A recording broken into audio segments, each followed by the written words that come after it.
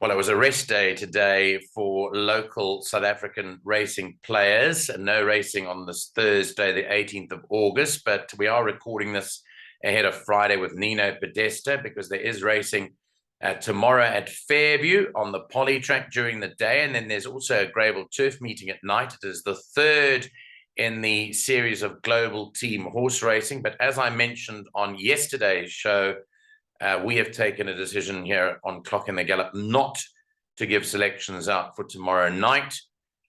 We've adopted a wait and see approach to see how tomorrow night goes. We've watched the first two, and well, rather the less said the better in terms of tipping on those meetings. But we will either tip on the next one or not tip on the next one. But I can tell you now, it's looking 1 to 3 not tipping against 10 to 1 tipping. Okay, Nino joins us because we will always tip on Fairview, but it is a very tough meeting, Nino. Good evening, Nico. To tell you the truth, I think this is one of the toughest cards that I've come across for a very long time. Yes, so for that said, what makes it so tough? It's just there's too many horses that can win each race. Not each race. I think race 1, 2, and race 7 is clear cut, but the others are nightmares. There's 6, 7 horses that could win. Now you told me on the phone earlier before we started recording that it would be unfair to tip an exotic today because it would just mean money, not very well spent, not a wise investment. But however, we are going to go through every race and people can make their own decisions as to what they want to throw in after listening to you and take into account what happens on the day tomorrow. Yeah, exactly, Nico. Due to the nature of the card, the only thing I can do is give my opinion of each race. But, people are going to have to use their own initiative and add horses that they like because this is a very, very hard card. And what I would advise, even before we go on, is for people to play percentages tomorrow. Rather load up and take a percentage, but just make sure that you cover just about every leg of whatever exotic you're playing. Okay, that's wise advice then from Nino tomorrow. I can tell you that Alistair Cohen is visiting Port Elizabeth tomorrow to commentate for the first time this year. Since he got back from Dubai. I know it is one of his favorite places that he's commentated at. So he'll be going down early tomorrow morning to do the race meeting on the Polytrack. So all the best to Alistair. Yeah, absolutely. And let's hope he brings us some luck tomorrow and the punters as well. Okay, let's go through it. I'm going to bring up your selections, Nino, now, and then we'll run through each and every one of the 8 races carded. Let's go to race number 1 on the card. And race 1 is a maiden plate for 3-year-olds over 1,200 meters. In this race, as far as changes are concerned, just having a quick look here, I did look at them early on. Blinker's got on number 2, Patente. And that's the major change in this race. That's the horse that you're going for. So you think now the blinkers might make the difference for this horse. First run on the Polytrack for Patente. Yeah, Nico, this race, I don't make it a hard race. I can tell you that the winner's going to come from 1, 2, or 3. I can't see anything else winning it. I've gone with Patente because his best run was on the Poly at Grable, and that run when he ran second to Big Flick has stood up well, that form line. And also I liked the run after that, only 8 lengths behind Bright Green, and that's a horse that's highly thought of. I think that's Dean Cannemeyer horse that won first time, if I'm not mistaken. Yeah. Is it not? Yeah, I think it is. Bright Green. So tomorrow with the blinkers on... It is correct, yeah. Okay, so the last run on the turf, I think maybe you can just ignore that run. It probably needed that run, but tomorrow drawn 1, a very, very weak maiden. So with the best of draw, Kamala up, back on the Poly, I think it's got to be a runner. I've tipped the 1 to run second, because on the run to Zatara's Magic, Siberian Fox has got to make up 7 lengths with it. And so I'm going 1 and 2. I don't know in what order, but I think 1 and 2 will fight it out. 3, and the only other horse that I can see improving is number 7, Double Duty. Okay, so it's 2, 1, 3, and 7. Interestingly enough, Samanga Kamalo has not had a ride in Joburg for the season yet. He has ridden in PE and in Cape Town only. I know that apparently I read that he was taking a holiday down in that part of the country for the month. In PE or in Cape Town? Well, somewhere maybe in between. It looks like it could well be in PE. If it wasn't PE or close to PE, then he obviously is riding a bit of work too, I would suspect, at the Grief Yard. But word did come through to us that Richard Fourie's taken that job of the Grief #1 rider. Yes, and that's been confirmed. Richard's on holiday, but that job has been given to Richard, and it was a deal done the day that Greg Sheen left. The deal was already done then. Yeah. And so as soon as Richard comes back, you'll be the stable jockey to Alan Greer. Well, Alan Greer's riding high after the beginning a few weeks of the season. We're nearly 3 weeks already into the season. Can you believe it? But I think Alan Greer is right up there, either second or third in the trainer's log at the moment. Anyway, let's move on to the start of the PA race. 2 runs at 1:45. It's a maiden handicap over 1,600 meters. Now, these races aren't the easiest to determine who's going to win it because of the weights, but no blinkers for number 2, Sardo Numspa.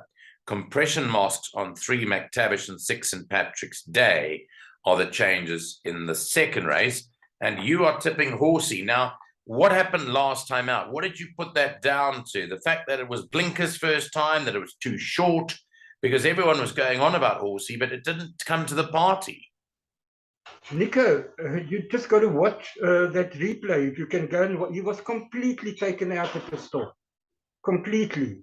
I don't know what horse it was, but he was taken out. He had no chance. It's actually surprising that he ran fourth from that position. Remember, last week the track was running very, very fast. Yeah. The front runners were not coming back, and nothing was catching them. He was about 15 lengths. I wish you could watch the replay, and then you'll see what I'm talking about. Okay, well, he was I may well completely do that. Taken out at the start. Completely, he was never in the race, and he was finishing, but he had no chance of making up that kind of distance after being so badly amped at the start. To make up, verified, went straight into a 3-4 length lead, and was never let up, and he was finishing, but like I said, because of that interference at the start, and I think that had that race been over 1,600 meters, he would have finished probably second, even with that interference. So tomorrow, over the 16, let's hope that nothing goes wrong. I'm surely it can't happen again. So I think it's a big runner. This is a very weak field. Well, it is. That's the point, is that the opposition is very weak. I mean, you've got McTavish, ex-Joby. You've got this horse, Sardo Numspa. My goodness me. I mean, I look at that and I start shuddering when I think what that's done to punters in Joburg. Do you know?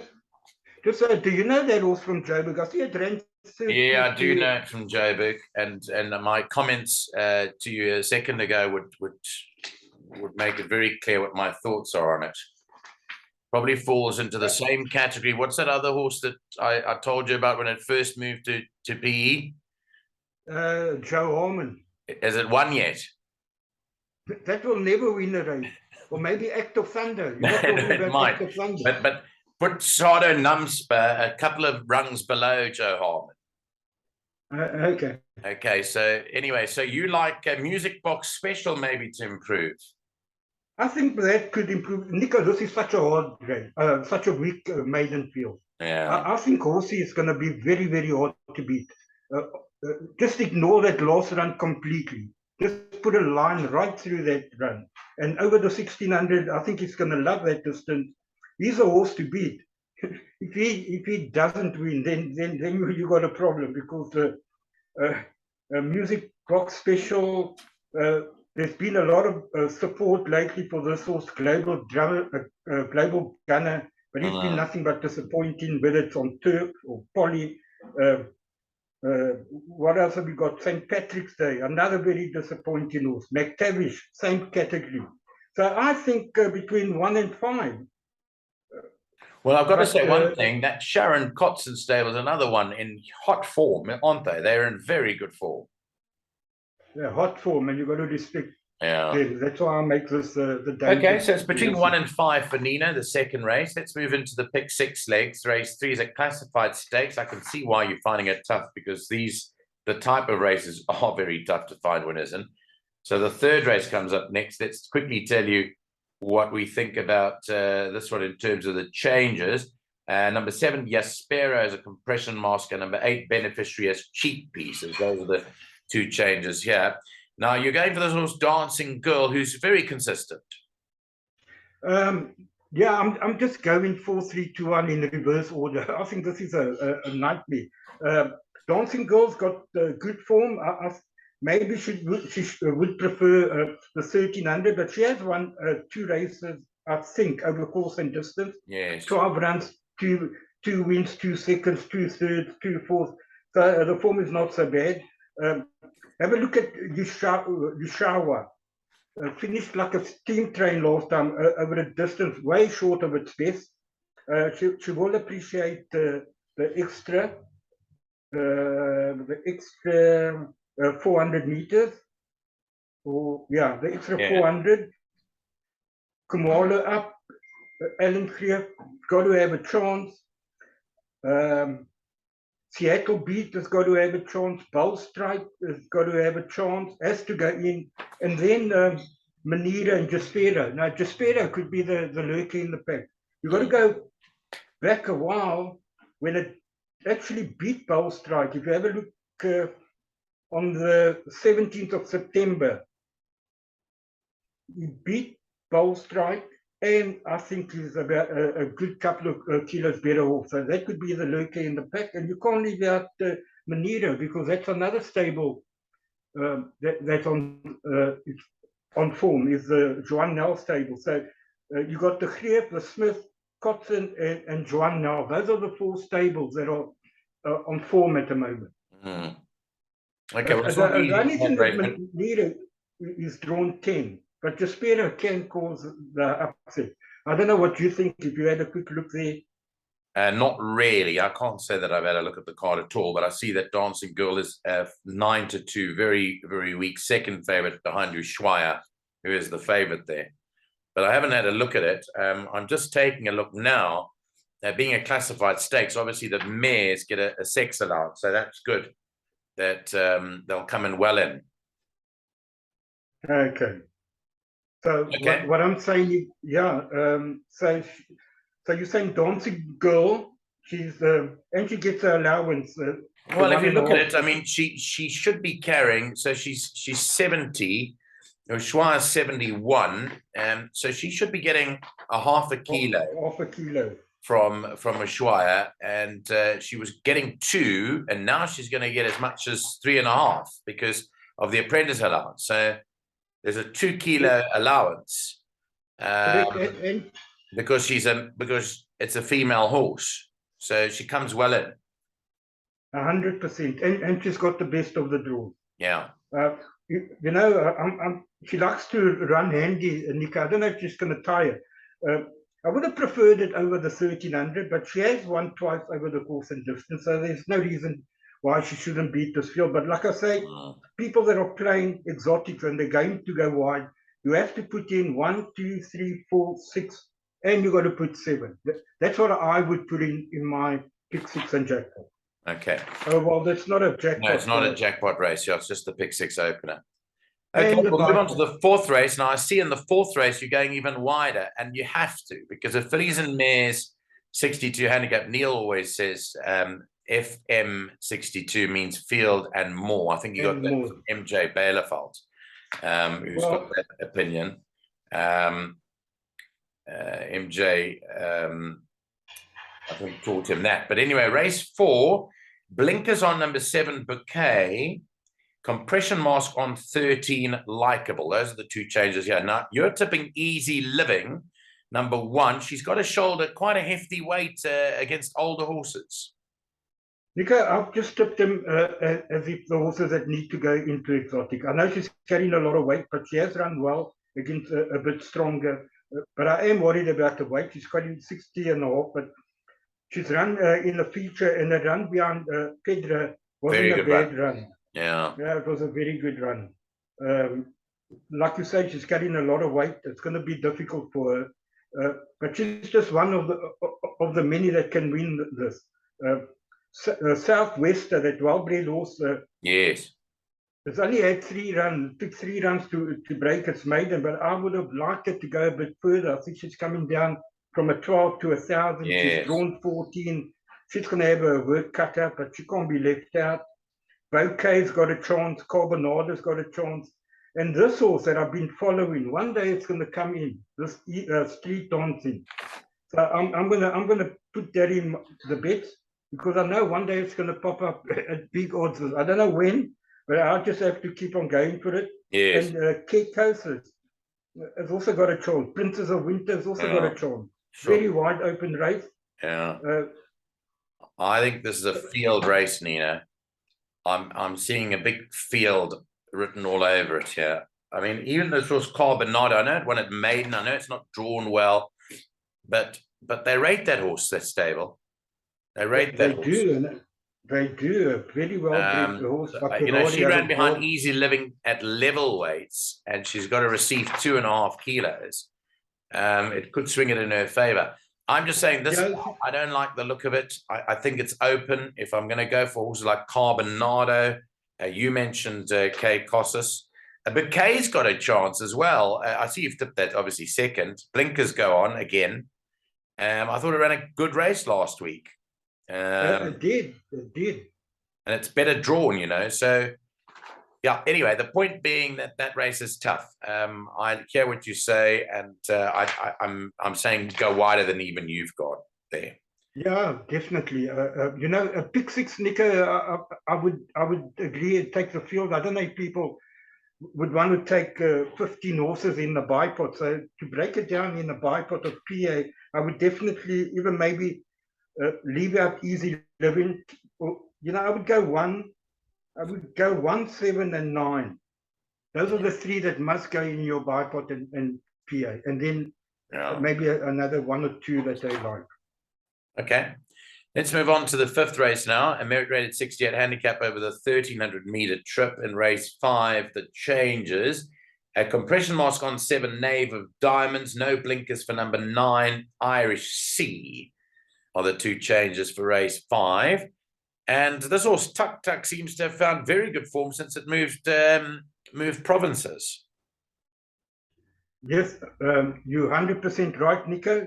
And I think that's the horse to beat. That is definitely the horse to beat. He's had 4 runs on the poly.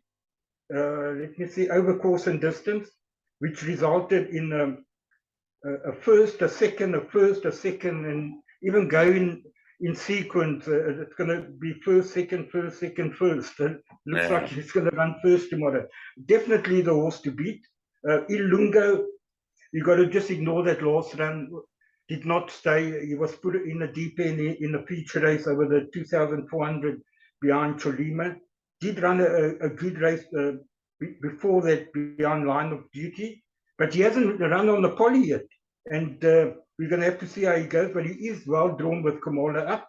That could be the immediate danger to Tuck Tuck. Then I can't see anything else. I don't like Son of Zeus. I don't like John Paul. Maybe Jaguar Cat, or keep an eye on that Dean Caname horse, Gold Ruler. Gold Ruler.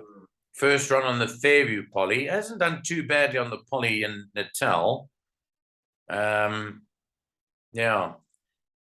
Yeah, I'm prepared to accept there that you could go a bit lighter. Tuck Tuck is carrying a bit of a hefty weight from a 9 draw, but as you say, he's run very well there, and he's got an informed Calvin Habib. You know, Nino. The point is, and you know, the strength of our riders isn't we're not the strongest we've been in South Africa, you know. So when you have a bet, you've got to back a rider that you think is going to, you know, is going to be able to win. Yeah. My point here is that when you've got money on a Calvin Habib, for example, the way that that kid is riding, you know that you're going to get a run for your money. What I hate, openly I'll say it, is when you don't get a run for your money with the rider. And you know what I'm talking about. There's no name here, but when you back a horse and you don't get a ride for your money, you become a little bit bitter with it. There's many of those that fall into that category. I know it's not the easiest. We've never ridden. You and I don't know. You've never ridden, I don't think. I've never ridden. I know for a fact the Ghost Rider's never ridden. In fact, if he did ride, he wouldn't stay on for more than 2-3 seconds. And I know Neil might have ridden in his time, maybe casually. But my point is, we've never ridden, but we've watched enough races to see what a good rider is and what a bad rider is and what not so good riders. Yeah, I understand where you're coming from, Nico. I just don't like to make excuses. I keep those views to myself. But I do also get upset when I get beat by a bad ride. But what can you do? The money is lost. There's nothing you can do about it. You just got to go on, and hopefully they learn. You know, Nico, this is what we've got to deal with. So we've got to make the best of it. No, I agree with that. That's the philosophy, is that, you know, you want to have a bet, you've got to take your chances. But I'd rather be betting on a horse and a rider that I've got the utmost of faith in. But so I'm defaulting to Tuck Tuck here because the rider's in form. The horse is in good form, and Gavin Smith might have started the season off a bit slowly. But you know what? He's that kind of guy that doesn't want to be left behind in the stalls after 3 weeks of a season. He'll come bouncing back quickly. Oh, without a doubt. I mean, you can't keep Gavin Smith down. Yeah. You know, also, I know a lot of horses are getting these African sickness injections. You don't know what's happening, but I mean, it won't be long before Gavin Smith comes out fighting again. Yeah. That's a certainty. So okay, so that race is a little bit easier, but Nino's mentioned the dangers to it. Let's go to the 6th race at 3:10. It's a fillies and mares 70 handicap over the 1400 meters. In race 6, compression masks on 5 Sing Girl Sing, 6 Big Sky Country, and 7 Silver Slippers. 11 Miss Jacqueline has a compression mask and also has a Cornell collar. Now, your top one here, and I agree with you here, I like this horse, Scarborough Fair, because she's got a touch of class about her over time. And even though she's not drawn the best, as we mentioned at the start of the program, Sharon Cotson and her stable rider, Louis Clotois, are always in good form, and I think she's the horse to beat. And you know what? If you think that Calvin Habib is a goer, I think Louis McCox will fall in the same category as Calvin Habib. You're going to get it right. Louis always tries. He's a trier. I've always rated this boy. He's one of my favorite jockeys, even in Cape Town, especially when he was riding in PE. So you're going to get a run for this from this horse. I think he's been running against a bit stronger behind Hand Solar and Dame of Flame. Strong company. I believe this distance. Okay, the draw is a little bit of a tricky draw, but I'm sure Louis can get over it over the 1400 meters. So that's my first choice. Dangerous Nico after that, I think it becomes wide open. But I do Big Sky Country. I think you ignore that last run. I think the saddle slipped. If you have a look at, I don't know if they got it. Yeah, I actually got it here. So she had a slipped saddle last time out. I think over the extra 200 meters, drawn one. I think you can expect a big run from Big Sky Country. I know they've tipped or they fancied the single thing a couple of times. Back on the poly, the last run you can put a line on it, through it. The run before that on the poly was a good run behind Dancing Girl. So people can get a line and see how Dancing Girl goes in the race before, and then that will give you a bit of a line to single thing. But I like Scarborough Fair, and I like Big Sky Country and Go Single Thing. Those are the three for me. Yeah. After that, for people that are going wider, there's quite a few here. Zulu War Cry, I think, has to go in, and Pam's Princess. I can't believe the price. Pam's Princess is a big price. I think she could be there about. Paris Opera as well. Yeah. So another open race, Nico. Yeah, I was leaning towards 3 and 5 as my top two years, so I saw that race very similar to you. On to race 7, it's back to a classified stakes, I'm afraid. 2,000 meters. This is the only scratching on the card. Number 12, Mike the Pilot, has been dropped. Drop the Pilot. From this race. So, Pilot. Remember that song? Which one? Drop the Pilot. Joan Armour Trading sang it. Remember it? Oh, no. Yeah. I don't remember that one, but I know, I remember the singer, but Joan Armour Trading, Drop the Pilot. Drop the. So they dropped this Pilot. Yeah, they've dropped this Pilot. So in the 7th race, number 3, Jack and Ginger has a compression mask. Number 5, Vida Futura has blinkers. And that's where the changes end. Now, you've gone Jack and Ginger, which narrowly missed out last time out, ahead of the horse that I stressed there with the blinkers on, Vida Futura. And then you're going Opera Swing 3rd and Almigua 4th. Yeah, but tell us why you like this Jack and Ginger. I like both. I like both. I couldn't separate them. I went in number order. I think it's an absolute boat race. This is where people have to take a stand and only go 2 horses or banker Vida Futura. Now, Vida Futura last time, now the blinkers come on. Yeah. Like I said to you earlier on, the track was running fast, very fast. And got lost in that race. Got completely lost in the race. Completely left with far too much to do. Ideal view, I think it was ideal time. Ideal time. Yeah. I think who rode it? Majorca or McSorley, one of them. Yeah. Yeah, I think it was Majorca. Nothing had a chance. I mean, nothing was making up the ground. They had no chance. And if you can remember that Cane Lime and Soda was in the same race. She was even further back than Vida Futura. But what I think's happened here is I think Kamalo's gotten off and said, put the blinkers on. I mean, I'm reading into it. Because Kamalo's taken the ride again. Maybe Kamalo turned around and said, Mr. Kreff, maybe try the blinkers on this horse. And make it a bit more keen. To get into the race. That could be a possibility. But I don't think she's going to be so far back. And hopefully the track is not going to be running as fast as it was last week. And look, Vida Futura is my first choice. But I think the only danger is Jack and Ginger.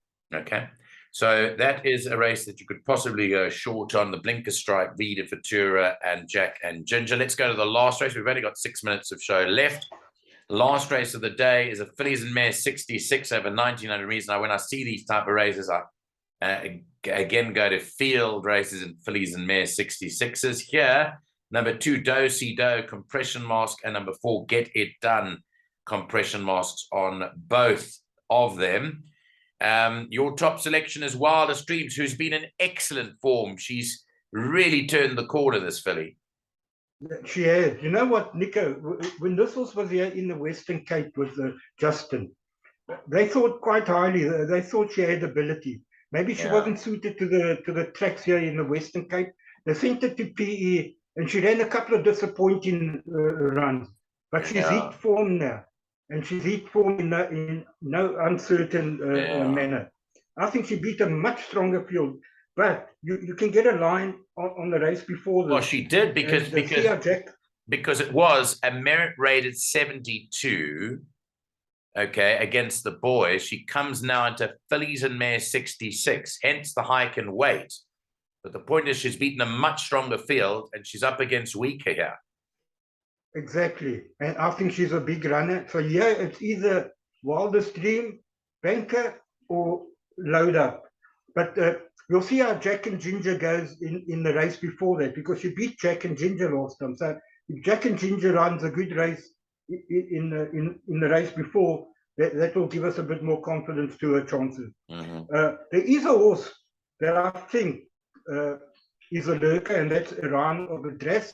And another one is number 13, Space Oddity. Those are my two lurkers in the race. Dosey Doe, I'll give a chance as well. I don't know if you want to talk about Sarajevo. Maybe we leave the last bit to you. Well, maybe we should leave the last 6 runs out of the equation and start talking about her. Look, I'll never leave her run loose because you won't let me live it down if it ever comes up. And I know if it ever wins, the whole team will be on the phone to say, how much did you win? Because I made it very clear early on in her career that I think she's okay and she'll win her races, but she's only won once out of 13 runs. So I will throw her into my bets, but I think it's going to be tough to beat Wildest Dreams from what I can see.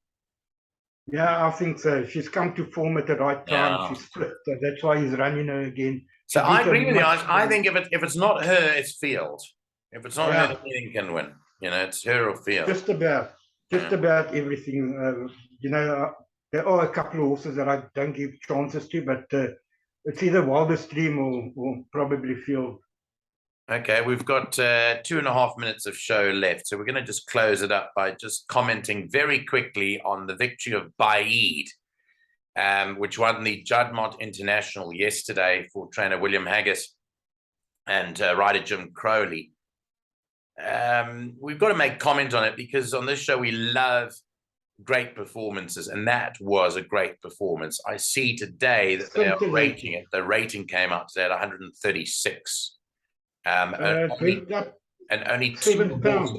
only 2 horses have ever been given a higher rating since Frankel being one of them, being given a higher rating than 136 since these ratings came out.